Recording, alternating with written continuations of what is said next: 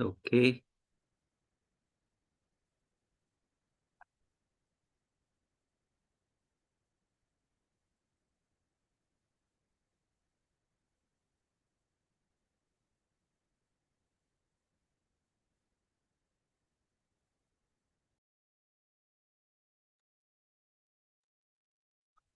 Making your house. Okay, please. Thank you. Done, sir. Okay, thank you very much, Firoz. Hi, guys. Welcome again. Okay, people are still joining.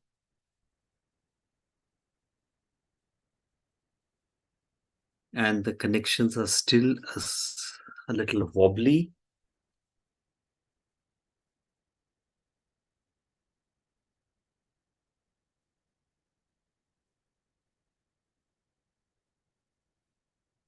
Okay. Hi, guys. Can you hear me? Yes, Dr. Abhay, we can hear you. Okay, wonderful. Thank you. Hi, Kangat. Okay, so today, in the line of Western diaspora or the European diasporas, we will look at the French diaspora. And in fact, as I was going through this presentation, I came across quite a lot of interesting facts. So, and as usual, the way the class works, you can stop me at any moment of time to ask a query or to add any other information that you know. So let's start with, what is the difference between an expat and a migrant? Does anybody? I mean, you can Google it definitely. Can you check up the difference between an expat and a migrant? I will, as we go through the talk, I will continue to cough a little because the pollution levels are, this time it is really affecting me for some reason.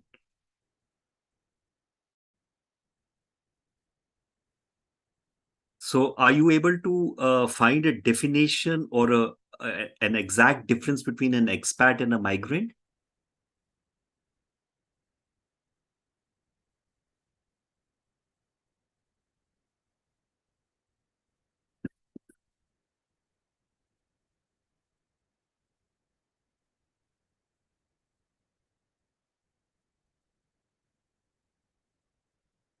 I also see this time there is an AI companion in the menu bar of Zoom.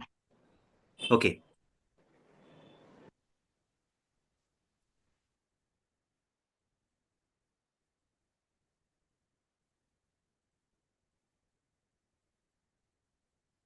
I again see some new names today. Those who have come for the first time, welcome to the class. We have been going through, various kinds of diasporas. We started off with, in terms of case studies, we looked at the Asian diasporas, after which we moved to the African diasporas, and currently we are doing the European diasporas. Last class, we did the English diaspora, the British diaspora. This class, we're doing the French diaspora, and the next class will be the German diaspora.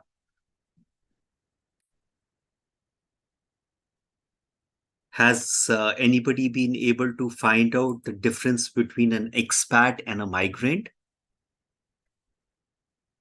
So expat are the temporary workers, and the migrants could intend to remain in another country or a place for a longer period of time. Yeah, I know. That's one of the definitions that is given out there. Oh, I can see somebody's. Just a minute. I am trying to. Ah, Mana Bendra. Hi, Mana Bendra. I can see your video. I can see you in the video. Welcome to the class. Okay, so Shilpi, did you answer this question? Hi, Kunal. I'm saying hi to all those I can see on the video. I will, after the presentation, I'll show myself also for people who haven't seen me. Did you answer that, Shilpi? Yes, it's me. Okay. Okay, so it's a very interesting thing. As soon as a person moves from one place to another, in a way, it is migration, whether it's a short duration or a long duration. And in fact, as we go along, we will see many a times there is this nomenclature given to people from the global south, especially Asia, Africa. And we don't talk too much about Latin America, but Asian African as migrants. And inevitably, when the Europeans move, they are classified as expats. It's a very interesting thing. Try and read a little bit more about it. You will find it's a very interesting reason why they call them expats and Asians as migrants. Nevertheless, so let's look at the objectives of this unit, a relationship of French diaspora, the homeland diaspora. We'll also look at the fact that, remember, France, along with Britain, was a colonizing power. And it's a very interesting, as I said, diaspora and migration studies become extremely interesting because of the fact there's a great element of history. In fact, when at any moment of time to figure out why what is happening today, if one travels back into history to see what actually was the result of what happened in the past, one will be able to understand what is happening today. And interestingly, at this stage, I will bring up there is this interview of a US host on Sky News called Piers Morgan, who has interviewed a Egyptian called Bassem Youssef, which is doing viral on YouTube about the Israeli-Palestinian conflict. And interestingly, there were two parts to it, and both have gone viral. The second part was shot about 24 hours or 48 hours before, 2 days back, in which the Egyptian gentleman, who is a stand-up comedian but actually is a cardiac surgeon, talks about the Jewish history. And he talks about the fact that in the first crusade, the Christians actually went after the Jews. In fact, he talks about the Jewish history to bring out, the present conflict. And I thought that was fascinating. But let's go on with this presentation to see more. These are some of the slides which I did last time. I will re-repeat it because new people are joining. More often than not, the diasporic definition includes a seemingly homogeneous group, often due to catastrophe or violence. It talks about presence of multiple similar groups in different geographical locations that are trying to build a home away from home, and also a desire or at least a faint aspiration to return to homeland. Now, this was the classical definition given by Cohen and Safran, which started the diasporic studies. However, the world has changed a lot subsequently. And one of the greatest disruption which has happened is the fact the coming of global connectivity and the internet. Because today you do not have this faint aspiration of visiting the homeland. You are 365 into 24/7 connected with your homeland using the internet media. So it is the whole things or the whole understanding has turned on its head. Also, more often than not, the diasporic groups were often understood as permanent categories, reduced to specific histories of migration. More often, the classical studies on diaspora and migration talked about, permanent categories, making it impossible to understand diasporic mobilization. Why do people who migrate or expats or who travel come together? There should be some reason. And when do they come together? When they are what number? How do they connect without making? And is there something essential to get them to connect? So, in fact, they are not permanent categories. Diaspora is situational. So, one of the studies says that diaspora is situational, relational, and contextual process. The reason why they are coming together, what is the reason, what happens, what is the dynamic behind it. And diasporas come into being through mobilization. They are projects, stances, and practices rather than groups with predefined destiny. There has to be some reason. So these are newer studies which are happening on diaspora mobilization, and also the fact that diasporas can dissolve and stop existing, or they can expand by mobilizing more individuals. There are a number of diasporic processes which leads to diaspora formation. And one of the later studies is talking about conflict deterritorialization. So if there is a conflict at homeland, it can lead to mobilization of diasporas in host countries. And how do these conflicts move? So a whole lot of things have happened, and the whole process of diaspora and migration studies are also evolving. Coming back to the French diaspora, France has seen significant emigration in recent decades. Although the migration rate between France and the rest of the world has been relatively positive, with inflow slightly outnumbering out. Again, as I said, one needs to understand the context in the sense that France, like Britain, was a colonizing power. And we have seen in the last whatever units that we have gone through, whenever the global south was colonized, there was a bridge that got formed between the colonizer and the colonized countries. And more often than not, then when we were seeing Asian and African diasporas, we saw a lot of emigration from the colonized country into the colonizer. So Britain and France were taking a lot of people from Asia and Africa because there was already a bridge which was formed. But now we see France has seen significant emigration in recent decades. The number of French passport holders, like the British passport holders, hard to assess. And in this, French nationality allows for dual citizenship. And also the French allow jus sanguinis, citizen born abroad of at least one French parent. The second aspect of jus sanguinis is jus soli, where you are born on the soil. So if any of the parent has a French descent, wherever you are born in the world, you are allowed to get a French citizenship. So that makes it very difficult to figure out how many French people are abroad. According to recent estimates, the number of French citizens should range between 2 to 3 million. Now, again, when we look at comparisons, understand the fact that European nations are smaller, much smaller, both in size and in terms of population. And that is why countries like India and China will anytime dwarf these countries in terms of both the size and numbers.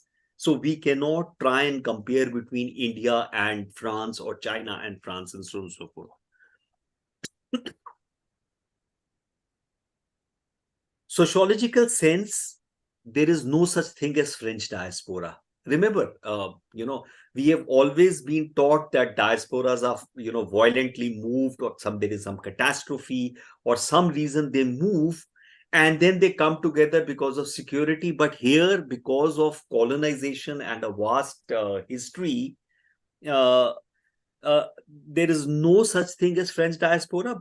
And yet France has deployed a variety of diaspora building policies.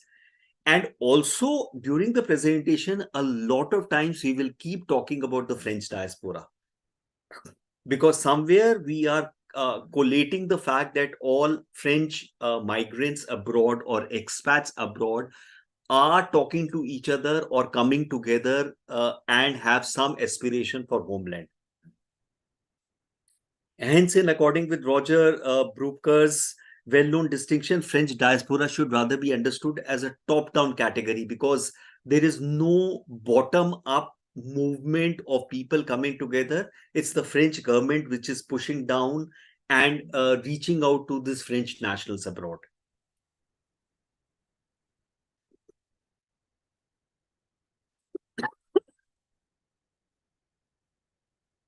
So when I looked at the maps, I found a couple of maps on the French diasporas abroad. So this is the French diaspora population, and if you can see, North America has a fairly large French population, and so does South America. But when I looked at another map, I found another map which talks about France, a nation of immigrants. You will see there is a certain number of French people in Australia. Madagascar was their colony, so obviously that's where French are. And there are all these places where French moved and colonized. This is a Pew Research Center UN Population Division, which is talking about French immigrant population. And then there are some numbers, French diaspora countries. And notice out here, we are using the term French diaspora.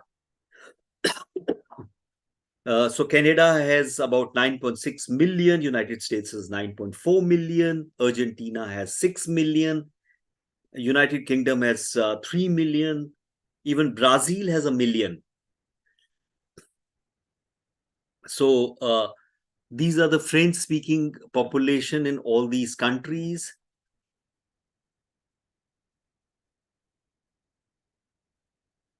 Then I got this Vox article which talks about France sent immigrants to more countries than anyone else. Global migration isn't just about immigrants to given country come from. It also shows where immigrants from each country grow. Now, if you see, they talk about global migration. They are not talking about expats. They are talking about migration. And expat is a very politically defined term. So let's look at a little bit about French history. Again, when we look at history, more often than not, the general way things are framed and defined, it almost feels that typically there was violence in Asia and Africa, and there were these conditions of poverty. There were various conditions in Asia and Africa, which led to Asia and Africa remaining underdeveloped or are in the developing modes. And there were persecutions in Asian Africa, which led Asians and Africans to migrate. Actually, when you look at history of any country across the world, you will see quite a few similarities. So there was something called Huguenots, a religious group of French Protestants who started living in the 16th century because they were persecuted. So there was persecution of a particular religious group. Then French colonization, especially in America, was prominent in the late 17th and 18th century. Remember, French was a colonizer. At the end of 18th century, there was massive movements, mostly to European countries as a result of violence. The French Revolution happened. The French Revolution led to a lot of violence and a lot of migration. And if you notice, these are trends which were very similar to countries in Asia and Africa. So again, the history of the story of human history is a story of continuous migration. It is a story of turmoil. It's a story of aspiration where people keep moving to do better. Later, immigration was also associated with economic conditions. From 47 to 57, almost 200,000 French people emigrated about. Economic conditions. Normally, we always look at economic conditions in the Asian and the African context, but obviously European nations had their own issues. Remember, there was an Irish famine by which British or the British Isle people left for America from 81 to 1821 to 1920, about 121. These are again, a set of people from a particular districts which left because of various reasons, mainly persecution.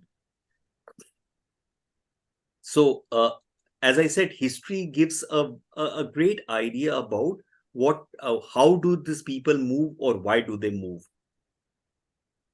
So let's look at some specific places the French people emigrated. Africa, there was a French rule, no official controllers.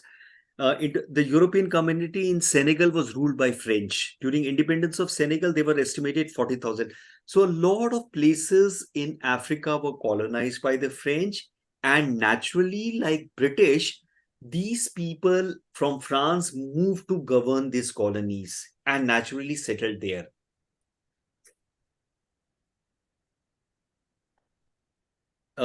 Similarly, Latin America, beginning of 19th century to the middle of 20th century, Argentina received the second largest group of French immigrants after US, were from southwest part of the country. So that definition of diaspora, where we talk about homogeneous segments, there is never something called a homogeneous segments of people. So any country obviously is subdivided into multiple segments based on class, based on region, based on culture, based on religion, etc., etc., etc. Half of French immigrants to Argentina was from the southwest part. As of 2006, it's estimated about 6 million Argentinians have some degrees of French ancestry. So that was about, just a minute, there's the chat. Why Argentina? See, remember this, French was colonizing. So they moved again. How things moved is based on economic factor, based on a lot of factors. Remember, we were doing the Asian diasporas, and we found Japanese in Mexico or someplace, one of the South Asian, Central American countries. So how did they reach? So when I did a background thing, Japan has a minority Christian population who, when traveling to Venice via the sea route, stopped at that Central American country. So there would be something in Peru and Bolivia. What about Peru and Bolivia, Anjali? Sir, the Japanese went to Peru and Bolivia. Yeah, correct. The countries which you mentioned. Yeah, so they were traveling to Venice, and in between they stopped out there and were there. Similarly, there would be some reason on Argentinian. If you just do a Google search why the French reached Argentina, you'll be able to find out. Sir, it could be probably because a lot of Argentina has a lot of Jewish and Palestinian ancestry as well. So there's a great possibility that because of persecution or anything, a lot of refugees had gone to South America. Possibly. Why don't you just Google search and you'll be able to find out. Okay, yes.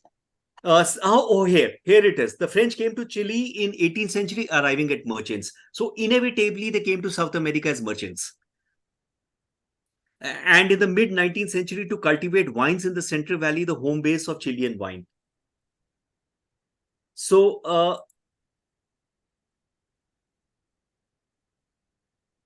that's why Argentina. So they would have come as merchants or would have come as farmers. Because if they're coming from the southwest France, there is quite possibility they came as farmers. Today, it's estimated there are about 8 lakh Chileans of French descent. In fact, twice president of Chile was a French descent lady. Her name started with M. I don't recollect it now, but if you do a Google search, you'll be able to find out. How did the French come to Canada? Canada has the second largest community of people outside France, 8.5 million French. In fact, a whole province of Quebec is French speaking. Dates back to the 16th century with the foundation of the Central Quebec in 1541. Here they came as colonizers. The French and the British had this major rivalry world over in terms of colonization. In fact, after the British and the French war, in which the French lost, a part of the Canadian territory and the US territory was handed over to the British. The French American community is made up of several distinct groups: Huguenots, refugees, French settlers in Louisiana, Acadian exiles. Acadia is a province in France. French colonists fleeing Saint Dominic following the Haitians are French-speaking people. There was a Haitian revolution. Those French-speaking people moved out. French Canadian immigrant. So you see again, and if you trace the path, you will have similar paths of what possibly, let's say, Indians would have done. Indians went to South Africa, went to Africa. From Africa, moved to UK. Indians went to Trinidad and Tobago as indentured labor, and from there moved to US, to UK. So inevitably, yes. Yeah, tell me. I want to ask, when we say French, are we talking about people who are from France originally? Only those people, or also all the French-speaking communities? So inevitably, the French-speaking communities would have descended from people who had come out from France. Like there are a lot of countries in, I think, Africa that speak French. How did they So start speaking French? Because all, inevitably, either they yeah, were colonized or the yeah, French people emigrated to those countries. In okay, yeah, more often than not, they were colonized. Africa was totally colonized. There were French merchants, but we do not hear too much about French merchants. Merchants typically were either Arabs, Armenians, Sindhis. So more often than not, European powers have been generally associated with colonization. Though remember, the British East India Company were merchants, were traders. And so was the right, French, Portugal, Spain, and otherwise. okay, Yeah. yeah, got it. Okay. By European standards, immigration from France is a relatively recent phenomenon as compared to few other countries. Limited sites of French diaspora. So, in fact, how these diasporas then influence the host countries with respect to geopolitics also is in terms of a study of 2012, where they said that French diaspora in the United States in the first half of 20th century seriously harmed France's geostrategic interest when compared to Germany. In fact, next week we will do the German diaspora and we'll see how the German diaspora played. Look at today with how the Jewish diaspora plays its part in Europe and US, where there are major protests which are happening based on this conflict, and yet the powers to be are totally aligned with Israel. It is based on Jewish diaspora. So diaspora plays a very important part, across the world today, and it always used to play. The lack of cohesion and political mobilization among French nationals has remained a pervasive fact, something what we saw in the British diaspora or the Britishers who were abroad, and contrasts sharply with the sustained effort and considerable resources that have been invested by French authorities. That is why it was called a top-down diaspora rather than a bottom-up, to reach out to them during the past. So French government authorities have consistently been reaching out to these French nationals and what we call the French diaspora. In fact, the French diaspora infrastructure is comparatively more extensive than the other EU countries. And France has engaged in far-reaching diaspora building projects through a variety of institutions, ministries, diplomatic networks, as well as the French political parties have significantly increased. And there is a reason why they are doing it. Because in the France system of democracy, the diaspora also have the power to send representative to the French parliament. So we'll see this. Under the responsibility of French citizens falls under the remit of French Ministry for Foreign and European and Foreign Affairs. France has a vast diplomatic network, third largest in the world after US and China. Formal forums to reach out to its population abroad through consultative bodies that meet either in France or in countries of residence, which is a part of the diaspora infrastructure. But the most important part is, we coming to that, the consular council is for defending interest of French expats. See, now we use the term expats in their countries of residence. It's a consultative. So the consular council is a consultative body. But this is what is the important part. As a part of policy of enfranchising citizens abroad, has opted to reserve seats in the lower and upper chamber of the national parliament. 11 seats in the upper chamber and 12 seats in the lower chamber, which are, voted for and elected by the diaspora. It's a very interesting way to engage the diaspora. These are non-geographically defined, as those representatives are indirectly elected by consular councils upon demographic distribution. So 11 in the upper chamber and 12 in the lower chamber. The presence of two chambers guarantees representations of immigrants' interest in French parliament. And this becomes, yes, Aji. This is only for French citizens abroad, right? Not That's right. not No. the French who are part of not all of them who are part of the diaspora who may not be citizens, right? So all French who are registered with their consulates can go and vote. They have to be citizens though, right? They have to be citizens. Yes, okay.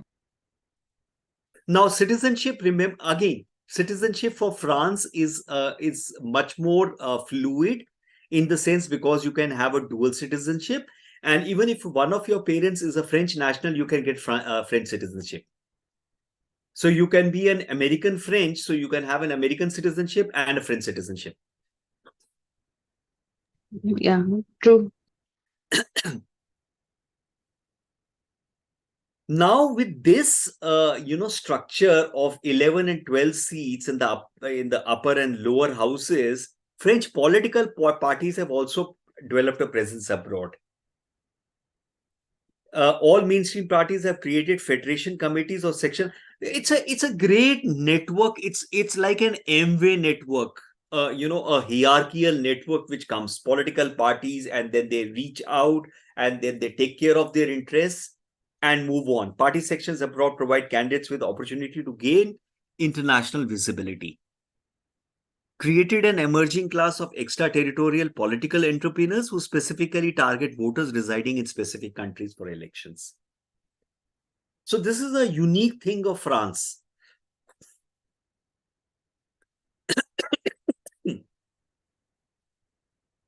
And possibly this is trying to offset the disadvantage they faced, in America, possibly when they lost out on geopolitical interests. Then, of course, there are a number of French cultural institutions abroad closely tied to the cultural policies, one of France's core areas. In 2018, France introduced so-called support fund for network of French associates abroad, STEF, endowed with European 2 million, which were distributed to relatively small associations. Such policy initiatives are found in countries like Ireland and Poland. And again, we need to understand the fact that the size and the number of people do make a difference. All these European countries are smaller countries. Both their geographical size and their population are smaller. To be able to do such thing, a country like India and China may face much more difficulty to do these kind of things. Though both China and India are equally engaged in diaspora engagement in multiple ways.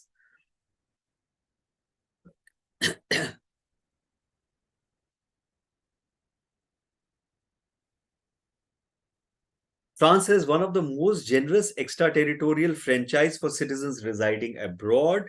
They may participate in presidential elections, European elections, and national referendums. Again, number of people are less. So the logistics are much easier to handle. Since 2012, they may even directly their own representative to the National Assembly, where 11 seats out of 577 are reserved for representation of French citizens. This makes it interesting.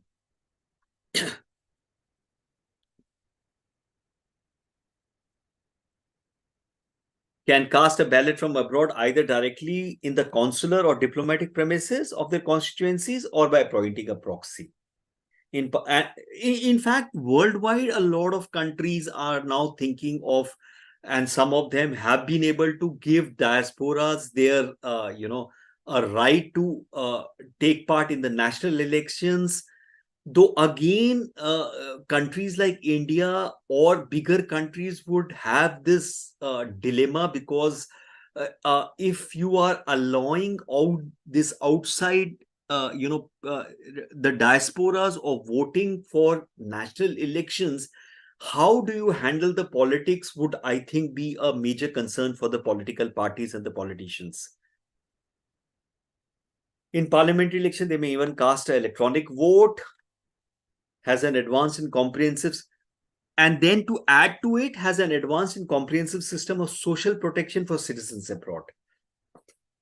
For instance, unlike most or other EU members, do not guarantee minimum resource scheme for citizens, France allows for individual applications for direct cash payments to welfare committees. So even this kind of a welfareism is followed by France. Not only this, I'll come to the next slide. Very active on the cultural front, extraterritorial cultural policies target non-resident foreigners. They have, agency for teaching of French language abroad, managing extraterritorial networks of French schools that are affiliated with French. This is to reach out to the French nationals abroad, but they are also reaching out to the non-French nationals, the French Alliance or the Alliance Française, created in 1883 with promoting of French language and culture abroad.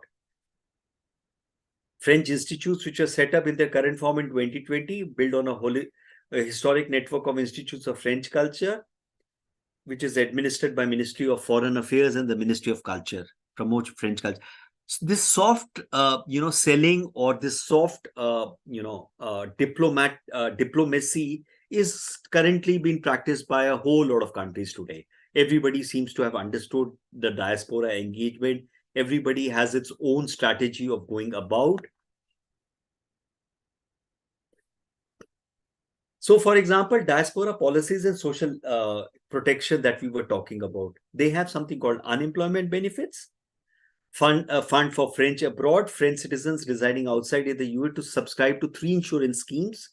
Recipients of French pensions are able to receive it while residing abroad. That's why it is called a top-down.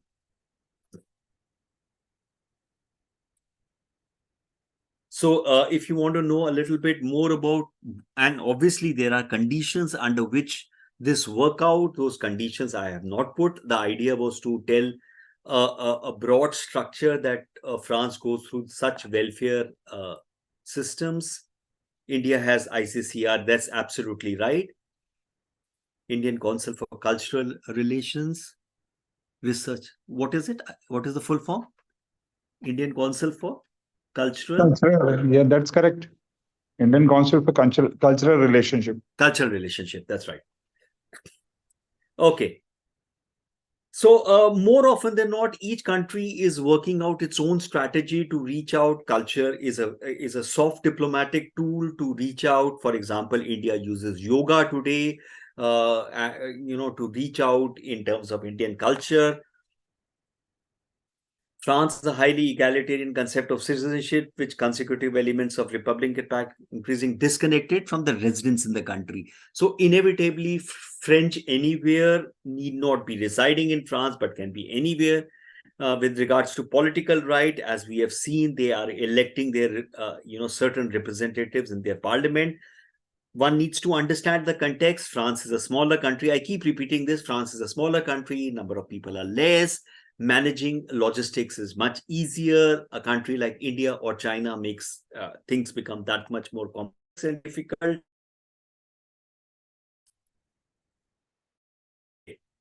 Let's sum up. France is both an immigrant and an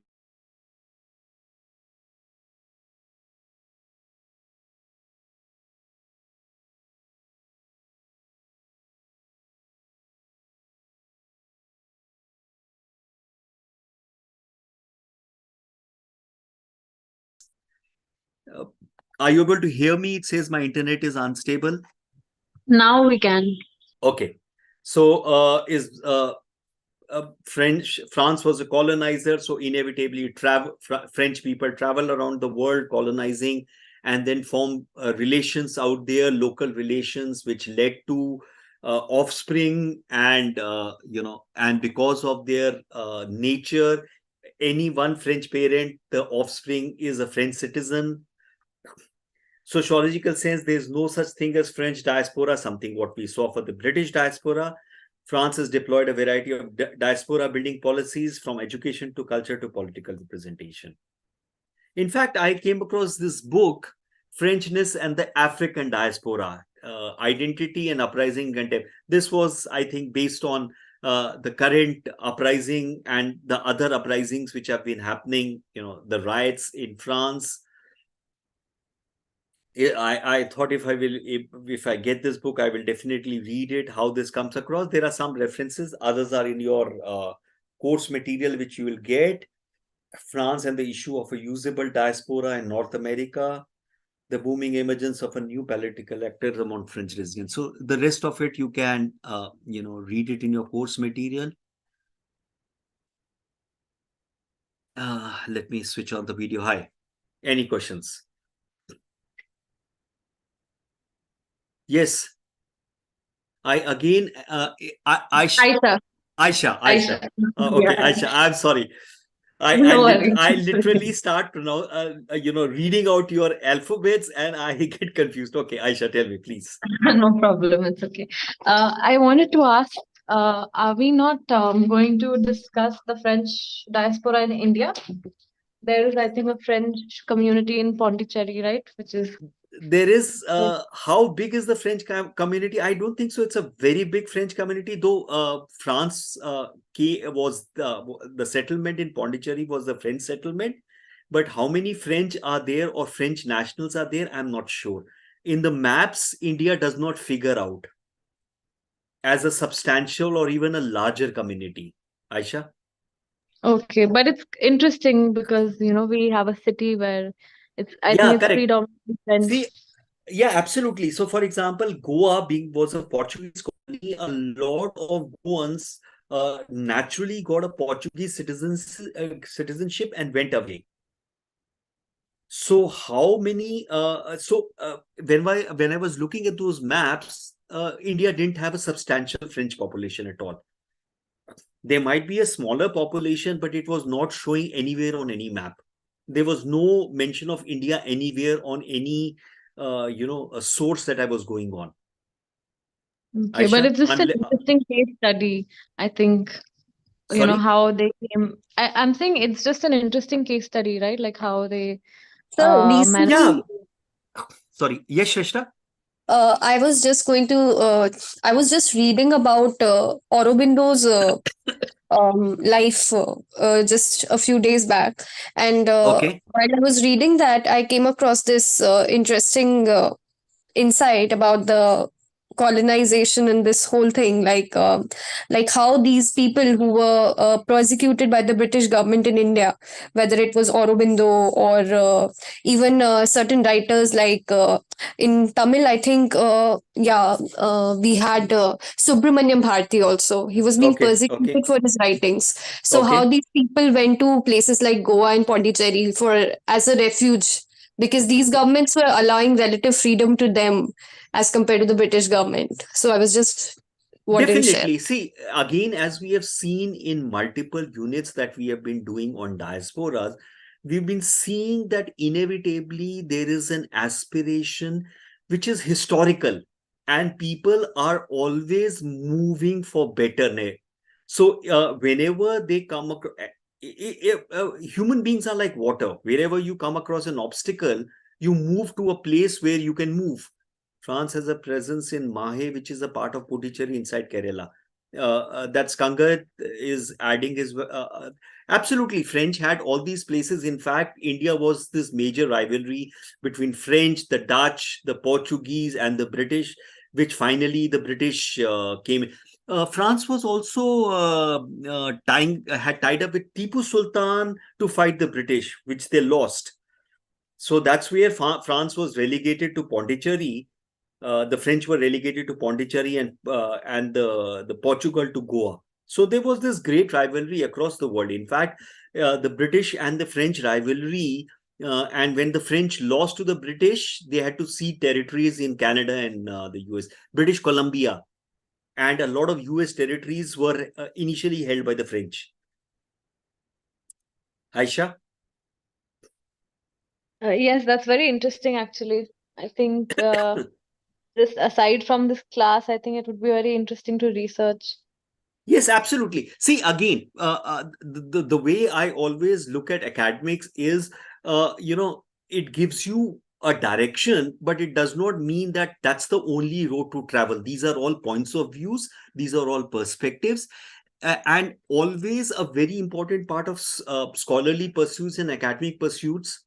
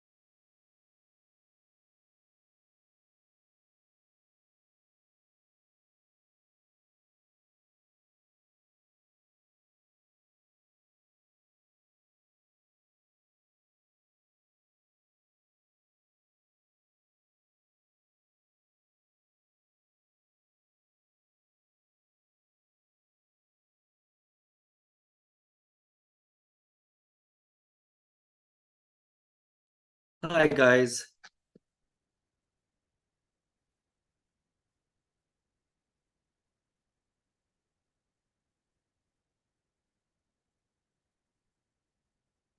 Hello.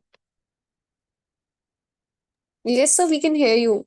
Yeah, okay. My net suddenly kind of went away, so I have to come on a mobile hotspot. Yeah, we were talking something. You were talking about the academic pursuit and Yeah, so there was this great rivalry between all these colonizing powers, and Britain and France had been traditional rivals. So maybe a little bit, more about Pondicherry, because I was not able to find any substantial numbers of French in Pondicherry in any of the charts. So, and Kangat was talking about Mahe in Kerala. So that was always there. Any other question?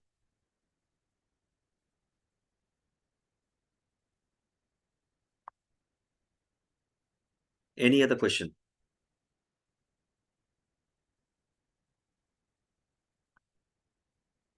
no. Okay, wonderful. So what we will do is next week we will come to the German diaspora. And in fact, there's a very interesting thing. I came across this very interesting thing. France supposedly has one of, I think, the fourth largest reserves of gold. But most of the gold which France has today is being mined from African states like Ghana. And these countries, in fact, there was this, African writer or an African celebrity who was tweeting about this, saying that these African countries France has these mines in African countries where they are mining this gold, and these African countries have to pay France. So there is this, in the 21st century, there is this, still is this colonization which is on. So that was a fascinating, aspect. In fact, there are so many things when you start reading about it that you come to find out, and that's the reason why I started with what's the difference between an expat and a migrant. So how, and again, as I told you, in academics and scholarly, it's very interesting to look at where the definition has come on, who has given the definition. The context is very important, because academics and scholarly is not about right and wrong, unless you are ideologically aligned. It's not about right and wrong. It's not about good and bad. You're trying to look at things, and everything has multiple perspectives. So, So what at you were suggesting that French actually getting all that gold from Africa. So, Ghosh in his book about opium, huh, it's to do with the opium empire. So he constantly opium. talks the fact that the biggest industries in the world, whether in the US, whether in the Europe, these are actually being run by the money which comes from like places like Asia and Africa, and these are and this drug trafficking and all these trades are operating from these I mean the plantation happens here in Africa, China, and then all of this goes to. So I was also reading about this book, so I'll be perhaps getting Absolutely. back to you as well. Shrestha, remember the fact that there were the opium wars between Britain and China. It was to control the opium trade. So also understand the fact that at the end of the day, there is an economic engine which runs. And that economic engine determines a lot of political interests. That is why we say political economy of media. We talk about what is the political economy. Inevitably, economics drives politics. The British and the French and various European powers moved out, and the reason why they were able to industrialize first was because of the raw materials which they got from colonies. Now, that's a historical fact. So we can then argue it in multiple ways, but the end of the day, remember, there is an economic engine which drives a lot of things. There is an industrial military complex which drives wars, for example. Shrestha? Yes, sir. And Yes. Sorry, tell me. so, in colonies, for instance, the French colonies in Australia and even in Latin America, so the French living there are again controlling a lot of economic and industrial power within these colonies till date. So, of course, Sorry, tell me, sorry. so that is how I'm deriving that perhaps these mines are also being owned by people from French descent living within these countries in Africa. Yeah. Possible. See, again, Kangat is writing about blood diamonds. We all know about blood diamonds. And today, in fact, remember the fact that in your EV batteries, electric vehicle batteries, there are some rare materials which are coming from Africa. That is why there is this geopolitical rivalry to get hold of these mines and mine those materials. Kangat is also talking about the largest quantity of opium was sent to China from. But so inevitably, British had a large. They went into war with China over the opium trade. Remember, there were this continuous wars being fought in Afghanistan. Afghanistan is a great opium producing or poppy cultivation country. So understand the fact that inevitably it's the economy which drives a lot of politics, and think how things move. Shrestha? Yes. Sir, namaste. Please. Hello.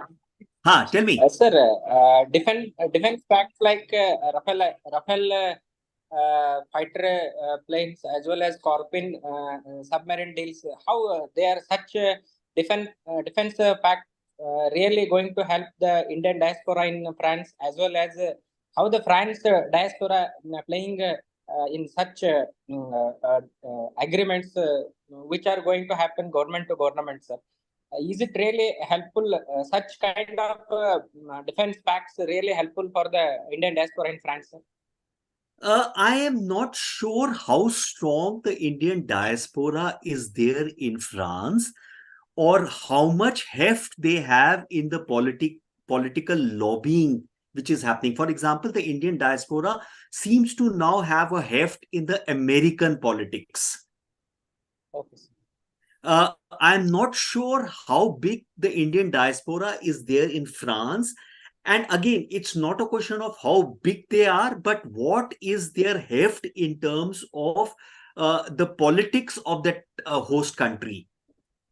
And it takes a certain amount of mobilization. And see, that's where the mobilization comes in of a diaspora. Just having people of a particular culture of a particular country does not result in any movement in terms of economic interest, geopolitical interest, or cultural interest. So there are many other parameters at work. And most of these military deals are more often an economic engine which works behind the scenes. Sure, sir. Sure, I got it. Okay. I think Zoom is not working. There was some problem. Anyway, my internet went down. I think we have reached the end of the time also. So have a great weekend. And I'll see you next week, next Saturday at 3 o'clock and we'll pick up the German diaspora. Have a wonderful weekend. See you next week then. Okay, thank you, sir. Bye, guys. Same to you. Bye, guys. Bye. Thank you, sir.